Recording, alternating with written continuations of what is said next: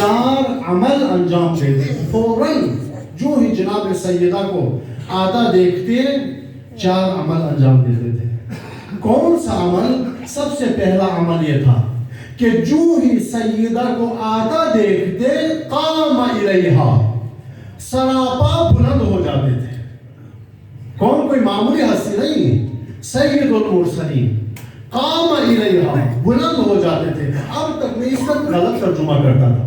قام الیہا کا ترجمہ کرتا تھا کہ کھڑے ہو جاتے تھے، سراپا کھڑے ہو جاتے تھے سیدہ کے استقبال کے لیے. قام عربی میں کہتے ہیں کھڑے ہو جانے کو.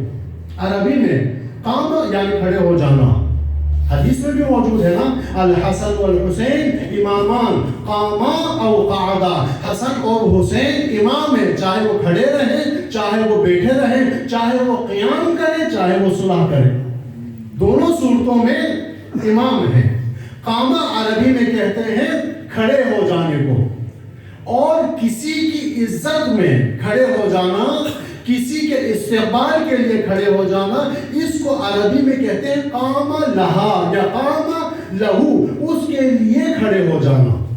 اب تک میں اس حدیث کا یوں ہی ترجمہ کرتا تھا کہ جب بھی جناب سیدہ تشریف لاتی تھی رسالت مآب، سراپا کھڑے ہو جاتے تھے.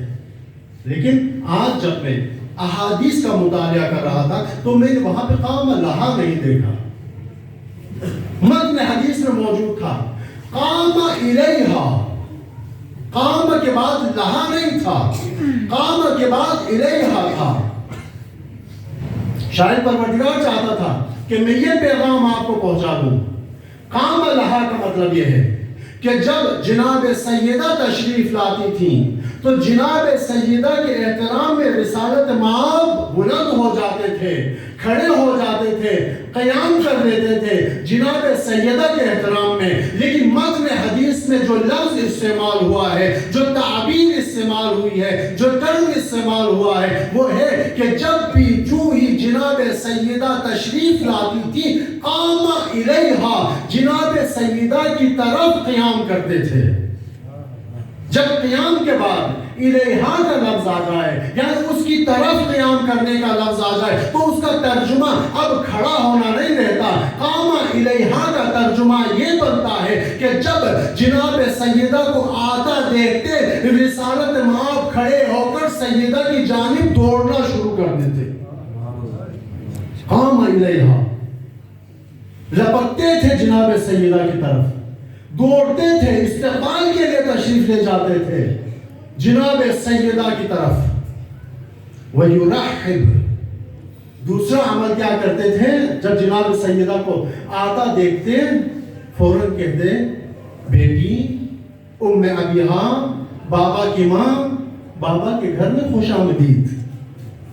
یرحبو، مرحبا کہتے تھے. یرحب وہی جو ہم کہتے ہیں مرحبا، مرحبا کہتے تھے، خوش آمدید عرض کرتے تھے. بابا کے گھر میں خوش آمدید یہی کرتے تھے. نہیں، تیسرا عمل بھی سن لیجئے. جب جناب سیدہ تشریف لاتی تھی قام الیہا، جناب سیدہ کی طرف دوڑتے، یرحب، مرحبا کہتے، خوش آمدید کہتے. وقبل یدیہا، جناب سیدہ کے ہاتھوں کو چومنا شروع کر دیتے. خدا کی قسم احادیث میں موجود ہے وقبل یدیہا،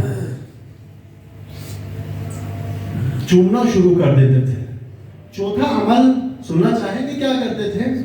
چوتھا عمل جناب سیدہ کی طرف دوڑتے، انہیں خوش آمدید کہتے، ان کے ہاتھوں کا بوسہ لیتے اور اجلسہا مجلسی، جہاں خود تشریف فرما ہوتے وہاں جناب سیدہ کو بٹھا دیتے. اجلسہا مجلسی، اپنی جگہ جناب سیدہ کو دے دیتے تھے. مجھے تعجب ہے ان لوگوں پر جو قرآن و عطرت کے بجائے قرآن اور سنت کہا کرتے ہیں. انہیں کیا رسول کی سنت نظر نہیں آتی کہ صرف رسول کی سنت بولنا نہیں ہے؟ ہمارے لیے رسول کا 3 عمل قابل تقلید ہے، واجب تقلید ہے. تین عمل، ایک قول معصوم، فرمان معصوم بھی ہمارے لیے حجت ہے، عمل معصوم بھی ہمارے لیے حجت ہے، سیرت معصوم بھی ہمارے لیے حجت ہے۔ معصوم کا فرمانا ہمارے لیے حجت ہے، معصوم کا کر کے دکھانا ہمارے لیے حجت ہے۔ معصوم کے سامنے اگر کوئی عمل انجام پائے تو تقریر معصوم، معصوم کا وہاں اس عمل پر اعتراض نہ کرنا اور اس عمل کے مقابلے میں ساکت اور خاموش رہنا، یہ بھی ہمارے لیے حجت